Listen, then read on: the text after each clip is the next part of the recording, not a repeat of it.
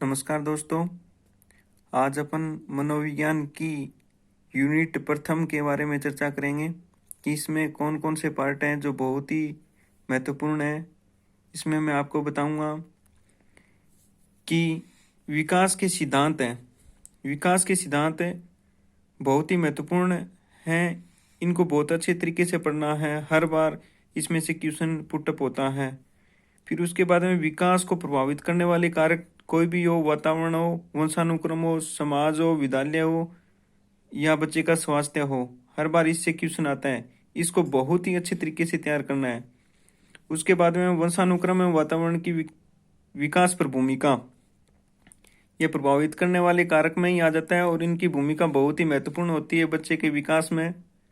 तो इसको बहुत ही अच्छी तरीके से तैयार करना है। उसके बाद में विकास एवं वृद्धि का अर्थ, ये जो संकल्पना है विकास एवं अभिवृद्धि की, इसको समझते हुए और इसका जो प्रभाव है इसको भी बहुत ही अच्छे तरीके से देखना है। उसके बाद में विकास की अवस्था, विकास की अवस्था में देखो 2021 के अंदर 2 क्वेश्चन आए हैं। 2018 के अंदर लिया गया और 2015 में भी बहुत ही अच्छे क्वेश्चन आए थे विकास की अवस्थाओं से।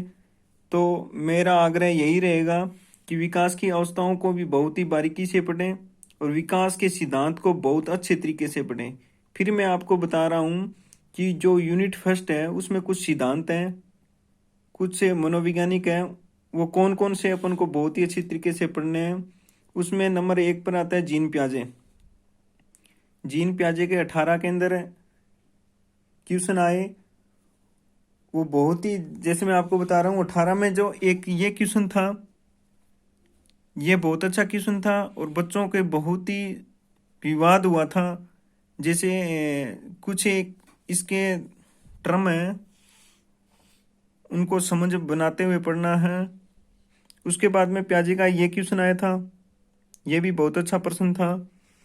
तो जीन पियाजे को बहुत अच्छी तरीके से पढ़ना है। उसके बाद में कोलबर्ग का जो सिद्धांत है, नैतिक विकास का सिद्धांत, उसको भी बहुत ही ध्यान से देखो। और एरिक एरिक्सन है मनोसामाजिक सिद्धांत, यह भी अपना स्थान महत्वपूर्ण रखता है और ये ट्रेंडिंग में रहा था अपने 2020-21 के अंदर की ब्रेनर का जो मॉडल है उसके ऊपर क्वेश्चन आएगा, लेकिन नहीं आया, लेकिन यह बहुत ही महत्वपूर्ण है। उसके बाद में मैकडूगल की जो 14 मूल प्रवृत्तियां हैं उसको भी अच्छे से देखना है। और उसके बाद में जो फ्राइड का मनोलैंगिक विकास का सिद्धांत है, ये भी बहुत अच्छा है। इसके ऊपर भी क्वेश्चन आते हैं। रीट के अंदर तो नहीं आया, लेकिन अपन जो सी टेट है, एस टेट है, अदर टेट है, उसमें क्वेश्चन आया था 2020 के अंदर। तो मैं आपको दिखा रहा हूँ कि 2021 का जो रीट का पेपर हुआ उसमें जो प्रथम यूनिट थी उसमें कौन कौन से क्वेश्चन आए थे। ये विकास की जो अवस्था है उसमें बाल्यावस्था का क्वेश्चन पुट हुआ। उसके बाद में जो किशोरावस्था, यह अवस्था में से दूसरा क्वेश्चन पुटअप हुआ है। उसके बाद में जो विकास को प्रभावित करने वाले कारक हैं उसमें से ये क्वेश्चन आया है। और उसके बाद में क्वेश्चन आया था विकास के सिद्धांत का। ये देखो, विकास के सिद्धांत बहुत अच्छे से पढ़ना है क्योंकि हर बार रीट में विकास के सिद्धांत से क्वेश्चन आते हैं और सिद्धांत 6 या 7 सिद्धांत ऐसे हैं जो बहुत ही महत्वपूर्ण हैं, उसके अंदर से क्वेश्चन आते हैं। तो ये नहीं है कि विकास का सिद्धांत है बस ओनली इसको पढ़ लिया, रीड कर लिया कि ये सिद्धांत है। उस सिद्धांत को समझना है कि ये सिद्धांत क्या कहता है। उसके बाद में देखो जीन पियाजे 18 के अंदर 2 क्वेश्चन पुटअप किया जीन पियाजे से, और देखो 21 के अंदर भी क्वेश्चन आ गया। जीन पियाजे की जो अवस्था है इसमें तो क्या नॉर्मल क्वेश्चन आया, लेकिन जीन पियाजे बहुत ही महत्वपूर्ण है, इसको बहुत अच्छे से पढ़ना है अपन को।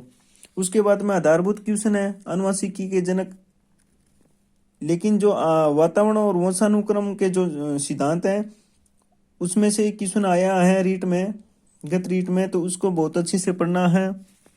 उसके बाद में अपन चलते हैं जो फ्राइड है। फ्राइड देखो, फ्राइड में यहाँ व्यक्तित्व वाले पार्ट में से क्वेश्चन लिया गया है, लेकिन जो प्रथम यूनिट है उसमें भी फ्राइड का क्वेश्चन आता है। उसके बाद में ये क्वेश्चन आया था कि कौन सा रोग वंशानुगत है। ये रोग है जो बच्चे के विकास को प्रभावित करते हैं, तो इन रोगों को भी अपन को देख के जाना है। दोस्तों, जो अपनी प्रथम यूनिट है उसमें से हर बार रीट के अंदर क्वेश्चन आते हैं, 5 से ज़्यादा क्वेश्चन आते हैं। तो मेरा मानना है कि जो प्रथम यूनिट है उसको बहुत अच्छे से देखना है, और जो ये यूनिट है इसको रटना नहीं है। बच्चे का विकास है एक इमेज बनाकर कि ये बच्चा है इतने साल का बच्चा, अपने आसपास पड़ोस का जो बच्चा है वो क्या गतिविधियां करता है, अगर अपन उससे जोड़ के इस यूनिट को पढ़ेंगे तो बहुत अच्छे से ये यूनिट अपनी तैयार हो जाएगी। तो इसको बिल्कुल भी रटना नहीं है। एक बच्चे का उदाहरण लेकर अपने पड़ोस में हो या कोई रिश्तेदारी में हो, उस बच्चे को अगर अपन इमेज करेंगे, उसके बारे में सोचेंगे, तो ये यूनिट बहुत अच्छे तरीके से तैयार हो जाएगी। और मैं प्रयास कर रहा हूँ अधिगम की यूनिट के बारे में मैं विश्लेषण करूँगा कि उसमें से कौन कौन से क्वेश्चन आए हैं और किस प्रकार के क्वेश्चन अपना स्थान रखते हैं। तो आगामी वीडियो में अधिगम के बारे में चर्चा करेंगे। धन्यवाद।